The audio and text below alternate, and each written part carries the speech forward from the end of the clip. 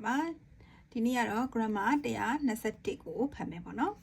你卡开的话，阿摆马咯，你卡开的话，然后你卡开的话，然后阿摆马咯。教授读啊，这啥这送掉他妈毛路线，这啥这送的苦也对也行，把三爷的苦苦阿宝嘛，用积木西路，阿里摆马咯，那个啊，这啥都他妈毛路啥呀，对那线波比大龙那说的，台湾苗呢表来看嘛懂呢，阿里读啊咯的，叫人家摆马咯。အရန်တော်တယ်။ तू ကတော့ marketing ပိုင်းမှာတော့အရန်တော်တယ်။အဲ့လိုမျိုးပြောတဲ့အခါမှာနိခါခဲ့တယ်ဝါဆိုပြီးတော့တုံးတယ်။弟は勉強はできないが泳ぎにかけては誰にも負けない။ညီလေးကစာလုပ်ရင်တော့မတော်ဘူးထားလိုက်ပါတော့မရပါနဲ့။ရေကူးတဲ့အပိုင်းမှာတော့ဘယ်သူမှသူ့ကိုမနိုင်ဘူးပေါ့နော်။お値段の安さにかけてはこの店が一番だ。ဒီဈေးချိုတဲ့ပေါ့နော်ဈေးချိုတဲ့အပိုင်းမှာတော့ဒီမိစေဒီဆိုင်ကတော့ထိတ်ဆုံးကပဲတဲ့ဟုတ်နေတယ်တော့ရဆူစာနိခခဲ့တဲ့ဝါကိုနိုမီစေက一番だဆိုပြီးတော့ဒုတိယဝါကြလိုမျိုး noun not adjective noun ပုံစံကိုစပြောင်းပြီးတော့သုံးတဲ့အခါမျိုးလဲသုံးနိုင်ပါတယ်တဲ့ဆိုပြီးဒီ noun ကိုစပြောင်းလိုက်တာပေါ့နော် adjective ကို noun ပြောလိုက်တာစပေါင်းလိုက်တော့ခါကျတော့လဲသုံးလို့ရပါတယ်တဲ့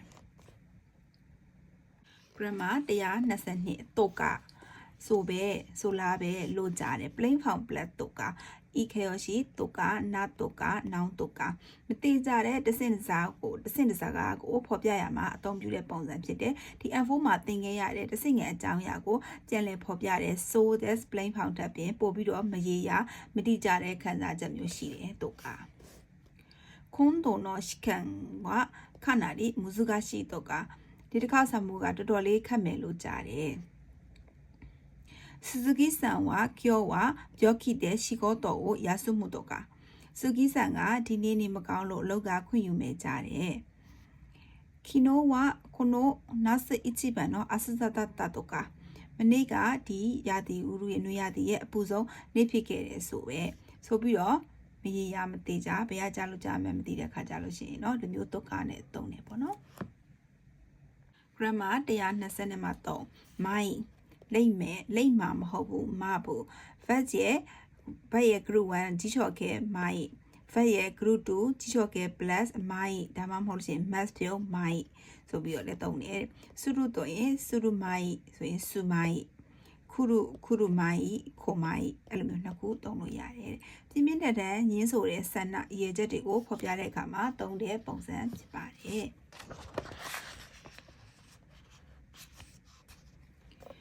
タバコはもう数枚と決心したがやっぱりやめられないစလိတ်တောက်တော့ဘူးလို့ဆုံးဖြတ်ထားပေမဲ့တကယ်တမ်းကျတော့မဖြစ်နိုင်ခဲ့ဘူး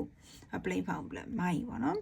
自分の目で確かめたい限りそんな恐ろしいことは誰も信じまいကိုမျက်စိနဲ့အတိမပြုတ်နိုင်တရှိကမဲနိုင်ခါကြီးအတိမပြုတ်နိုင်တဲ့၍အဲ့လိုမျိုးကြောက်စရာကောင်းတဲ့အကြောင်းအရာတွေကိုဘယ်သူမှယုံကြည်လိမ့်မှာမဟုတ်ဘူး自分の目で確かめない限りそんな恐ろしいことは誰も信じまい上級者でもこの問題はできまいဒီ advanced level ရှိတဲ့အကြောင်းသားတော်မှာဒီမိကုံကိုမဖြေနိုင်ဘူးဆိုပြီးတော့ plain form plus my ဆိုပြီးတော့သုံးပါတယ်grammar 120မှာ4ယောဂမိုင်းကရင်ကောင်းမလားမရင်ကောင်းမလား verb ရဲ့ eco ဆိုမြင်တာစအလုံးသိပါမယ်เนาะ o ကိုဆိုတော့ no homo တို့ဆိုတဲ့ online ကိုပြောင်းပြီးတော့ online ကိုပြောင်းရမှာပေါ့เนาะပြီးတော့ဒီဥပေါင်းပေးရမှာပေါ့เนาะeco ကဘာလို့ရှိရင် verb ရဲ့ကြီးချော်ခဲ့ plus my က group 1ဆိုလို့ရှိရင်နောက်တဲ့သူရဲ့ verb ရဲ့ group 1ကြီးချော့ခဲ့ plus my group 2ဆိုရင်ကြီးချော့ခဲ့ plus my ဒါမှမဟုတ်ရင် mass ကိုဖြုတ်ပြီးတော့ my ဆိုပြီးတော့တုံးနေတဲ့စုရုဆိုရင်စုရု my စု my ခုရု my ခို my ပြောဆိုသူကဘယ်ဟာလို့ရင်ကောင်းမလဲဆိုတာရွေးချယ်ရခက်ပြီးတော့စဉ်းစားနေတဲ့အခါမျိုးမှာရှီတုံချတုံဖြစ်တဲ့အခါမျိုးမှာသုံးလေးရှိပါတယ်တဲ့ခရစ်တိုခက်ကွန်ရှီယောကာစုရမိုင်ကနာယမှုကိုရိုင်းနာရာယာမေတာဟိုကကြီးသူနဲ့လက်ထက်ရင်ကောင်းမလားလက်မထက်ရင်ကောင်းမလားတွေးပြီးစဉ်းစားနေရတာတိုင်ရင်ထက်ဆိုလို့ရှိရင်เนาะတဲ့လက်မထက်တာမှပိုကောင်းအောင်မြင်တဲ့パーティーに行こうか行く前か考えています。パーティーをどうやんかもらどうやんかもらစဉ်းစားနေပါတယ်本当のことを話そうか話す前か迷ったが結局全部話しました。そうတကယ်အမှန်ကိုပြောရင်ကောင်းမလားမပြောရင်ကောင်းမလားတူဝင်နေခဲ့ပေမဲ့နောက်ဆုံးမှာတော့အလုံးပြောခဲ့ပါတယ် grammar 125に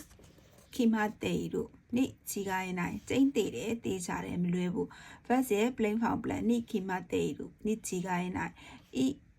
いけよしに決まってるに違いないなけよしに決まってるなけよし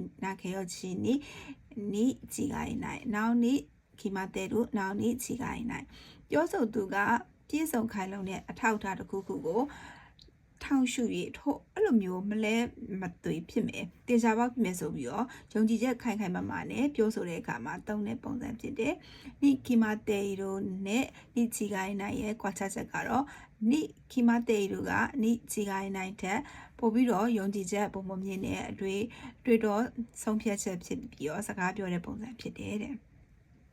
ဒီနိကီမာတေရိုကပေါ့နော်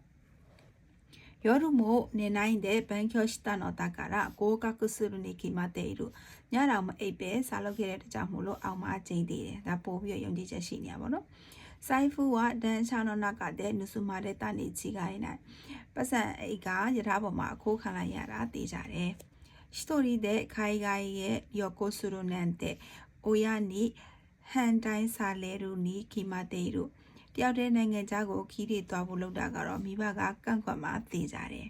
။နိခိမတေတို့နိချီကိုင်းနိုင်ရဲ့ formal နဲ့အသုံးလုံးကတော့နိဆိုရင်နိုင်ကိုလည်းအသုံးပြုလို့ရပါတယ်တဲ့။その情報はこの情報を漏らしたのは彼女にそういないဒီအချက်လက်တွေကိုပေါက်ကြားစေတာကသူမပဲဖြစ်မှာပေါ့သူမဖြစ်တာကျင်းတည်တယ်ဆိုပြီးတော့သုံးလို့ရပါတယ်။ grammar 126တော့ခါကြည့်တာနိုင်အမြဲတမ်းမမှန်နေဘူးဆိုတာမျိုးတော့မဟုတ်ဘူးတတ်မှတ်လို့တော့မရဘူး verse ရဲ့ plain form black တော့ခါကြည့်တာနိုင် it တော့ခါကြည့်တာနိုင် na တော့ခါကြည့်တာနိုင် noun တော့ခါကြည့်တာနိုင်ဆိုပြီးတော့အမြဲတမ်းတော့အဲ့လိုမဟုတ်နေဘူးပေါ့နော်ချမ်းသာတဲ့သူတွေကသူတို့တွေအမြဲတမ်းတော့ပျော်နေတာမဟုတ်ဘူးပေါ့အဆင်းရဲတဲ့သူတွေလည်းအမြဲတမ်းတော့စိတ်ညစ်နေရတာမဟုတ်ဘူးအဲ့လိုမျိုးနေရာမှာတောင်းတယ်အမရီစကာဝနိုင်ယောဂန်တန်ကခနာရာဇရှိမိုတက်စတိုနီဒေနိုင်တော့ခါကြည့်တာနိုင်တိတ်ပြီးတော့မတုံးတဲ့အတုံးတော့ဖြစ်တဲ့ကြောင့်မို့လို့ဒီချက်ပေါက်ဆံပွဲမှာမပါဘူးလို့လည်းသတ်မှတ်မထားပါဘူးပါရင်လည်းပါမှာပေါ့အိုယာကယူကိုတိုကအစ်မိုတာတာရှိတော့ခါကြည့်တာနိုင်မိဘတွေပြောတဲ့စကားကအမြဲတမ်းမှန်တာတော့လည်းမဟုတ်ပါဘူးအဲကြလို့ရှိရင်ကိုယ့်ရဲ့မိဘတွေကအရန်နဲ့ဟိုရှိခိကလူတွေဖြစ်တယ်ပေါ့နော်သူတို့ရဲ့အသိပညာသူတို့ရဲ့ဗဟုသုတကအခုခိကလူတွေလောက်မကျဲဝရလည်းရှိရပေါ့နော်အဲ့လိုမျိုးပြောရှင်တဲ့စကားဖြစ်ပါလိမ့်မယ်ဗီဒီယို120မှာခွန်ယော်ရီဟိုကနိုင်ယုံကလွယ်ပြီးတော့မရှိဘူး verse ရဲ့အကြီးလျှော်ကဲ plus ယော်ရီဟိုကဝနိုင်ဟိုကနိုင်လည်းပြောလို့ရတယ်ဝလည်းဝါလည်းထည့်လို့ရဒီယောဒီလည်းထည့်လို့ရတယ်မထည့်လို့လည်းရတယ် verse ရဲ့ဂျီချော်ကဲ plus ယောဒီဟိုကရှိကတာကနိုင်ဆိုပြီးတော့လည်းသုံးလို့ရတယ်အခြားနီးလန်းမရှိတဲ့ကဒါမှမဟုတ်ရှင်အခြားရွေးစရာအရှင်နေမရှိတဲ့အရှင်နေမျိုးမှာပေါ့နော်ဘာမှမတက်နိုင်တော့ဘူးလေဒါကိုပဲလွယ်ရုံကလွယ်မရှိတော့ဘူးဆိုတဲ့ပုံစံမျိုးမှာအသုံးပြုလေးရှိတယ်バスがないので歩いていくよりほか仕方がないバスがမရှိတဲ့ကြောင့်မို့လို့ချီချင်းသွားရုံကလွယ်ပြီးတော့ဘာမှမလုပ်နိုင်တော့ဘူးもう後には戻れない前進するより他ないခုမှတော့နောက်ပြန်လှည့်လို့မရတော့ဘူးရှေ့ဆက်တိုးဖို့ကလည်းပြီးတော့အရှာမရှိဘူးもう後には戻れない前進するより他ない雨が降っているので残念だが今日は遠足は延期するほかないမိုးရွာနေတဲ့ကြောင့်မို့လို့ဒီနေ့ကစိတ်တော့မကောင်းပေမဲ့လေလာရေးခရီးကိုတော့ရွေးဆိုင်ရုံကလွယ်ပြီးတော့မရှိတော့ဘူးเนาะ遠足ဟိုအန်ကီဆိုလို့လေလာရေးခရီးကိုရွေးဆိုင်မယ်ဆိုပြီးပြောပါဘောเนาะအဲ့တော့ဟိုကနိုင်ချီကာရာကနိုင်ယော်ရီဟိုကဝါနိုင်ဆိုပြီးတော့သုံးပါတယ်grammar 128ဟ hoka nara nine, Lebido, Bashi Omale. Now ni hoka nara nine. Why younger Lebi Mishia, Jijoken says Zokulodano, the hoka nara naya jaro, now nebe says Zokulode. Kariga, Seiko Shitanoa, Nagana no, Kuro no, Kekani hoka nara nine. To Amnigera Suragani, Jaji, Sienduka Kanaye, Ajoyalaga Lebio, the Sha Bashi Omale. 今回の失敗の原因は準備不足に他ならない。ဒီတစ်ချိန်ကြာရှုံးရတဲ့ကတော့ကြိုတင်ပြင်ဆင်မှုမလုံလောက်ရတဲ့အကြောင်းရင်းပဲဖြစ်ပါတယ်။အော်皆さんတို့ JMPD ကြားတဲ့အခါကျရင်လည်းလူလေးပြောလို့ရပါတော့။準備不足に他ならない。JLPT に落ちたのが準備勉強不足に他ならないဆိုပြီးတော့လည်းသုံးလို့ရတာပေါ့နော်။အမောနောက်他ならないကနောက်ကလွယ်ပြီးတော့ပါရှိအောင်ပါလေဆိုပြီးတော့သုံးပါတယ်။ grammar 129ကကြတော့ဟိုဟာဂျီမဲအပအဝင်အစပြုလို့နောင်ဟိုဟာဂျီမဲとして